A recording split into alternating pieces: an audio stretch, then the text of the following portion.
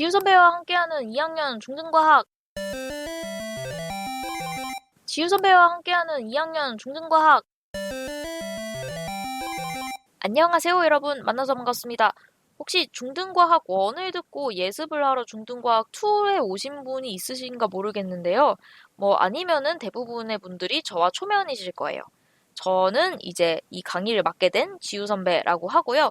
제 강의는 여러분들이 좀 편하게 들으셨으면 좋겠습니다. 화장실에서 똥 싸거나 샤워하거나 아니면 자기 전에 그냥 뭔가 필요하다라고 했을 때 듣는 강의가 되었으면 좋겠어요.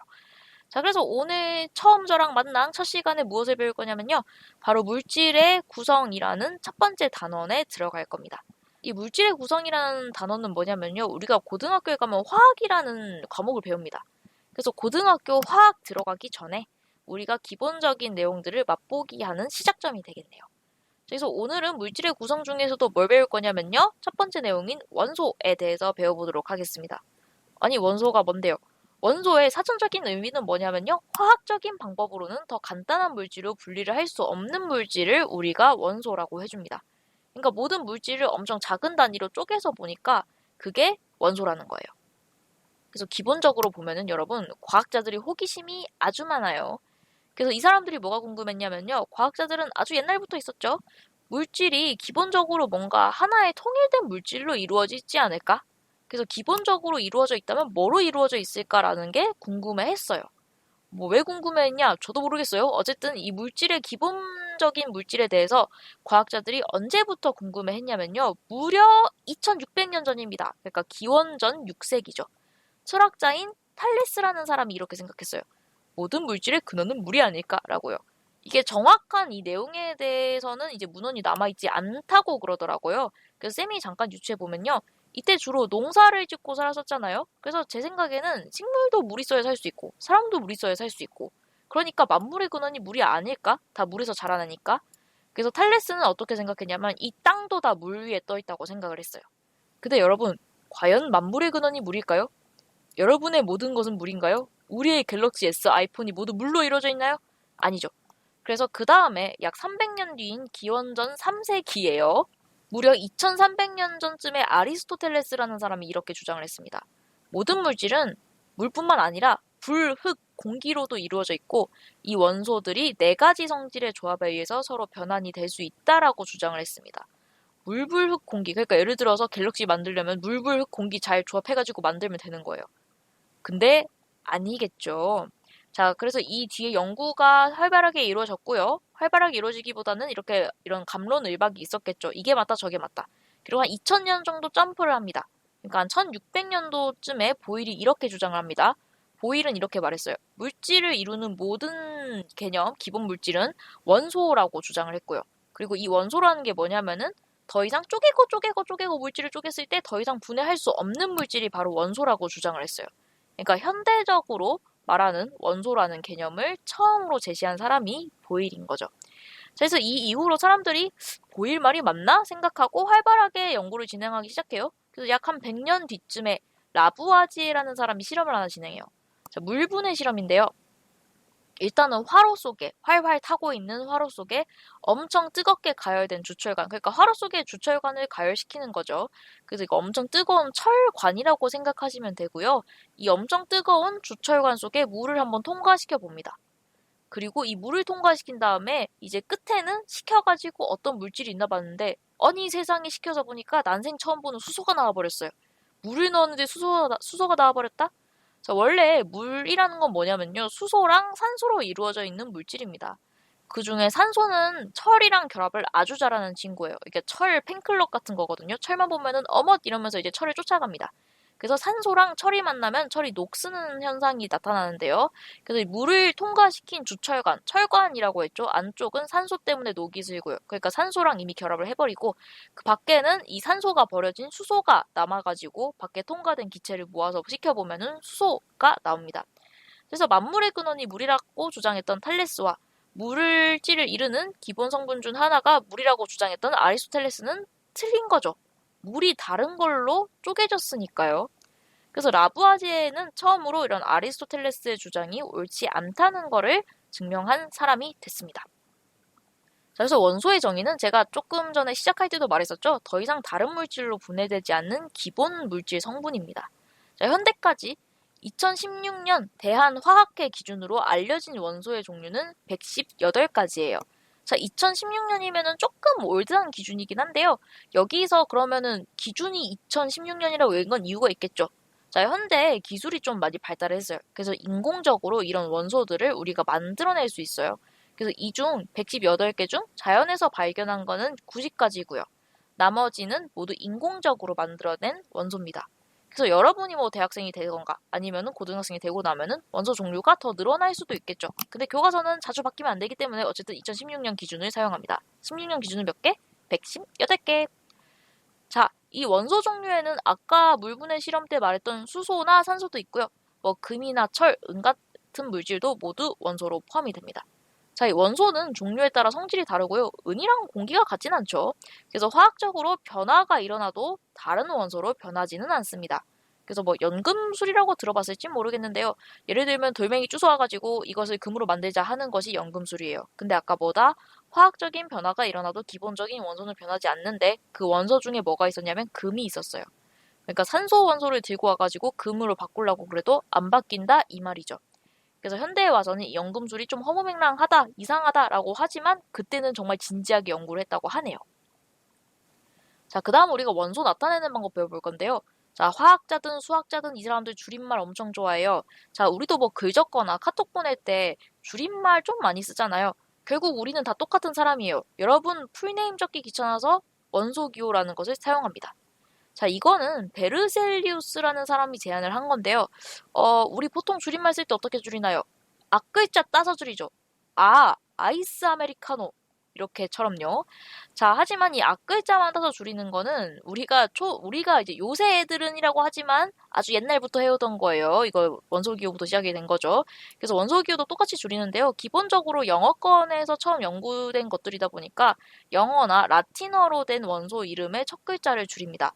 자, 수소는 영어로 뭐냐면요. 하이드로젠이에요. 이게 H로 시작하거든요. 그래서 하이드로젠의 제일 앞 글자인 H를 수소라고 씁니다.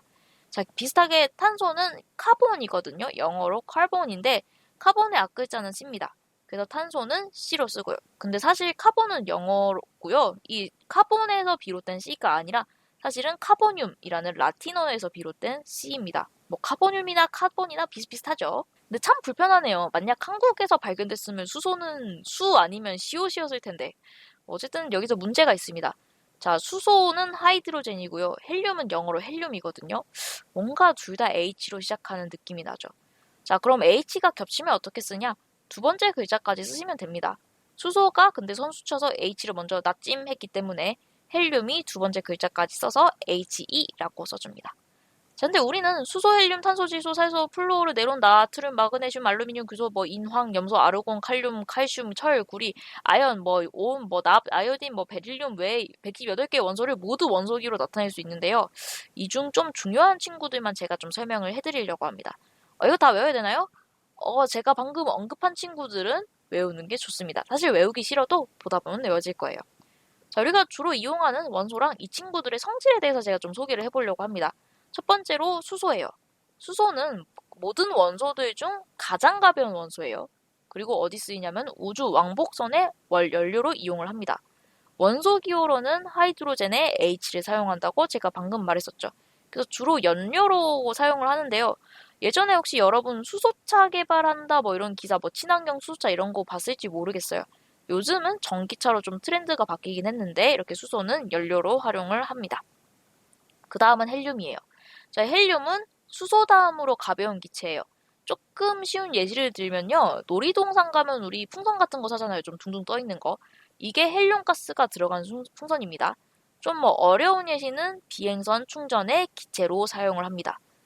근데 여기서 궁금한 게 생길 수도 있어요. 수소가 더 가볍다면서요. 그 두 번째로 가벼운 거를 왜 풍선에 넣는 거죠? 그냥 풍선에 수소 넣으면 안 되나? 안 돼요. 큰일 나요. 수소는 불에 잘 타는 물질이에요. 아주 급격하게 빠르게 타버립니다. 급격하게 탄다는 건요, 폭발한다는 말이에요. 그러니까 만만하게 보인 좀 위험한 기체예요. 그래서 우주선 연료로 사용하는 것도요, 여러분 우주선 엄청 무겁겠죠? 이거 띄우려면은 엄청난 힘이 필요해요. 그러니까 이 폭발하는 수소의 힘으로 추진력을 얻는 겁니다. 그러니까 풍선에 넣으면은 큰일 나겠도 혹시라도 불이라도 만나는 날에는. 근데 반면에 헬륨은 엄청 안전한 기체예요. 그래서 풍선에도 넣어도 되고 뭐 잠깐 마셔가지고 이제 헬륨 가스 먹으면 목소리 높아지거든요. 그렇게 해도 되고 뭐 들고 다녀도 돼도 문제가 없는 거예요. 자, 다음은 산소입니다. 자, 여러분 뭐 아이고 산소가 부족해 뭐 이런 말 뭐 운동할 때 하던가 하죠. 이 산소는 대기 성분의 21%를 차지를 하고 있고요. 우리가 호흡하는 데 사용이 됩니다. 우리 혈액에서 운반을 하는 것도 산소고요. 그래서 우리뿐만 아니라 생물들도 먹고 살기 위해서 호흡할 때 이 산소를 똑같이 사용합니다. 이 산소는 뭐냐면은 조연성 물질이라고 하는데요. 타는 거를 도와주는 물질이에요. 수소는 타는 물질이고요. 산소는 타는 걸 도와주는 친구입니다. 그래서 연료 쓸 때요, 수소랑 산소랑 같이 써서 사용을 하거든요. 그래서 물질을 주로 연소, 그러니까 연소라는 건 태운다는 거고요. 물질을 이렇게 주로 태울 때 사용이 됩니다. 그 다음은 철이에요. 철은 영어로 아이언이니까 혹시 아이인가? 아니에요. 철은 이거 라틴어도 사용하는데요. 페르리움이라고 하는 라틴어를 줄여서 Fe라고 씁니다. 지구 중심에 이 철이 가장 많고요. 단단하기 때문에 건축을 할 때나 기계를 만들 때 주로 사용합니다. 자, 그 다음은 수은인데요. 수은은 라틴어인 히드라르기륨을 줄여서 HG를 씁니다. 아유, 왜 이렇게 어렵나요? 자, 수은은 어디에 쓰이냐면요. 온도계에 쓰여요. 온도가 높아지면 얘가 팽창하고 낮아지면 수축하거든요. 그래서 이 성질을 이용해가지고 이제 온도계를 만듭니다. 그 원래는 은백색 액체예요. 그 은색 액체. 그 다음은 뭐냐면 금이에요. 자, 금은 여러분 잘 아시죠? 금은 나 영어로 아는데 골드니까 G 당연히 아니겠죠. 제가 계속 말했다시피 라틴어를 좀 주로 씁니다. 라틴어는 뭐냐면요. 아룸이라고 하네요. AU인데요. 아륨인가? 발음이 어려워요. 어쨌든 AU를 씁니다. 자, 함정이 좀 참 많죠. 자, 금은 어디서 중요하냐면요. 산소랑 물이랑 반응을 하지 않아요. 이 반응을 하지 않는다는 게 뭐냐면은 변하지 않는다는 거고 녹이 안 쓴다는 거예요. 자, 철 같은 거 금방 녹슬거든요. 근데 금은 녹이 잘 안 슬어요. 그래서 어디 쓰냐면은 여러분 잘 아시죠? 반지, 목걸이, 장신구 재료로 많이 쓰입니다. 자, 그 다음 뭐냐면 질소예요. 질소는 영어로 나이트로젠이고 원래는 라틴어인 니트로게니움을 줄여가지고 N을 씁니다. 자, 이 질소는 다른 물질이랑 반응을 잘 안 해요. 그러니까 아주 얌전한 친구예요. 뭐 질소 과자다. 뭐 질소를 샀더니 과자가 딸려왔다 이런 거 쓰죠. 그래서 과자 안에는 음식이니까요. 과자 안에 뭐 아무거나 채워 넣었다가 과자가 상하면 안 되잖아요. 그래서 이 질소 같은 얌전한 친구, 그러니까 질소를 아주 많이 채워 넣습니다. 과자랑 아무런 반응을 안 해서 안 상하게 하니까요. 자, 그 다음 마지막으로 소개할 친구는 뭐냐면은 염소예요. 염소 말고요. 염소예요. 이 염소는 영어로는 클로린이라고 하고요. 라틴어는 클로리움이에요. 드디어 비슷한 게 나네요. 어쨌든 줄여가지고 CL이라고 씁니다. 클 할 때 CL으로 시작하거든요. 이거 클로린 할 때 CL이 들어가거든요. 이 염소는 살균 작용을 합니다. 조금 독한 친구예요. 그래서 어디 쓰이냐면은 살균이니까 균 죽이는 데 쓰이니까 수돗물 좀 소독할 때 쓰던가 푸백제나 살균제에 이용됩니다. 자, 여러분 수돗물 보면은 기본적으로 마시는 물이랑 조금 이상한 냄새 같은 거 나죠. 그게 이제 염소 때문에 그런 거예요. 그래서 약간의 독성을 좀 가지고 있습니다. 재밌는 거 하나 얘기해드리자면요. 똑같은 원소라도 다른 물질이 될 수 있거든요. 예를 들면은 다이아몬드랑 숯이란 흑연은 연필에 쓰이는 그거예요. 다 같은 탄소로 이루어진 물질이에요. 그러니까 다 탄소 하나로만 이루어진 물질들입니다. 탄소에 다른 거 섞인 거 아니고요. 그냥 100% 탄소예요, 다. 이거 원소의 배열에 따라서 좀 이런 차이가 생기는 건데요. 좀 재밌죠? 그러니까 다이아몬드나 흑연이나 똑같은 탄소라는 거예요. 똑같은 물질. 하지만 가치는 천지 차이죠. 그래서 이 원소들끼리 결합을 해가지고 다른 물질을 또 만들어낼 수도 있고요. 우리가 흔하게 쓰이는 플라스틱 같은 거는 수소, 탄소, 산소가 결합된 친구예요. 자, 그래서 좀 재밌죠? 이 원소라는 게 공부를 해보면은. 그래서 오늘 강의는 일단 여기까지인데요. 제가 갑작스러운 퀴즈를 좀 드리겠습니다. 뭐 오늘 한 거 확인할 겸. 자, 물이 원소가 아닌 것을 최초로 증명한 사람이 있어요. 누구죠? 물분해 실험에 의해서 라부아제였습니다. 또 원소 기호를 제가 이것저것 말했는데요. 그중 가장 많이 언급된 게 있어요. 수소죠. 수소의 원소 기호는 하이드로젠의 앞글자 H였습니다. 뭐 하이드로젠까지 외울 필요는 없고요. 어쨌든 H라는 것은 여러분이 외워두시면 좋습니다.